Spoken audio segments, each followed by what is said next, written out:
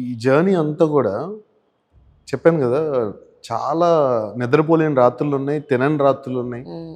ఇక some times ఏంటంటే ఏడుపు ఒకటి తక్కువ, ఏడ్చేసామని కూడా.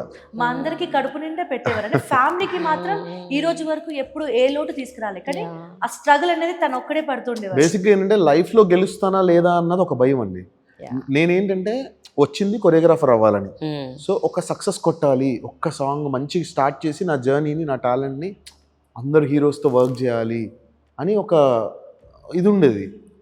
అసలు అది ఎప్పుడు కూడా ఎంత ప్రయత్నించినా కూడా ఏవో చిన్న చితక చేయడము, అవి సక్సెస్ పెద్దగా రాకపోవడం ఇలా ఉండేది. అప్పుడు ఇంకేం చేశానంటే ఇలా కాదు అని చెప్పి నా దగ్గర మొబైల్ ఉన్నది కదా, సో దీన్ని ఎలా కరెక్ట్గా వాడాలి, దీని ద్వారా మనం బయటికి ఎలా వెళ్ళాలి, దీన్ని మిస్యూజ్ చేయకుండా దీన్ని ప్రాపర్గా మన టాలెంట్, షో యువర్ టాలెంట్ అన్నట్టు ఎవరితో ఏమీ కాకుండా let's show our talent to the people, to the audience, let's వాళ్ళనే జడ్జ్ చేయనివ్వండి, చూద్దాం అని అనుకున్నా.